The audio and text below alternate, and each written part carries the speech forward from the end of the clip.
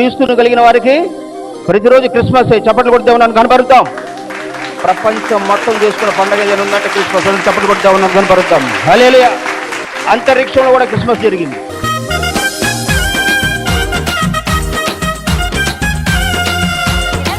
దసరా పెద్ద పండుగ, ఆంధ్రాల పెద్ద పండుగ సంక్రాంతి, కేరళలో ఓనం, మహారాష్ట్రలో గుడి పడవ, పంజాబ్ లో గురు నానక్ జయంతి, ఒరిస్సాలో పూరి జగన్నాథ రథయాత్ర, తమిళనాడులో పొంగల్, బెంగాల్లో దుర్గమ్మ పూజలు, గుజరాత్ లో దేవి నవరాత్రులు. ఇట్లా ఒక్కొక్క ఏరియాలో ఒక్కొక్క పండుగ ఉంటది. అట్లనే ఒక్కొక్క దేశంలో ఒక్కొక్క పెద్ద పండుగ అవుతుంది. కానీ దునియా మొత్తానికి పండుగ అంటే క్రిస్మసే. ఎక్కువ దేశాలల్లో యేసు ప్రభునే నమ్ముతారు. చాలా మంది పండుగలు చేసుకుంటారు. వాళ్ళ పండుగలు కొన్ని చోట్ల జరుగుతాయి.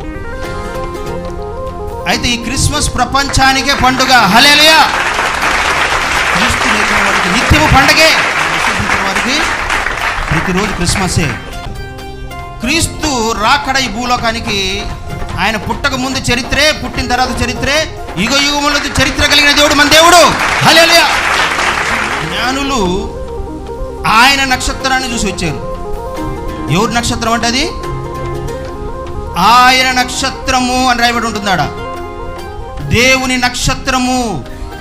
ఆయన పుట్టినప్పుడు నక్షత్రం పుట్టింది. ఆయన పుట్టినప్పుడు ఎవరు పుట్టారు? ఏ రాజు పుట్టినప్పుడు నక్షత్రం పుట్టిందా? రక్షకుడు. ఈ భూలోకానికి ఎవరు వచ్చున్నాడు? రక్షకుడు. ప్రజలందరికీ కలగబో సంతోషకరమైన వార్త, శుభవర్తమానం ఇది. Good news. కొందరికా అందరికా? ప్రజలందరికీ సంతోషకరమైన శుభవార్త ఇది. Good news. యేసుక్రీస్తు అందరికి ప్రభు, కొందరికి కాదు. ఆయన జనన మరణం పునరుత్థానమే సువార్త. క్రీస్తుని కలిగిన వాళ్ళకి ప్రతిరోజు క్రిస్మసే.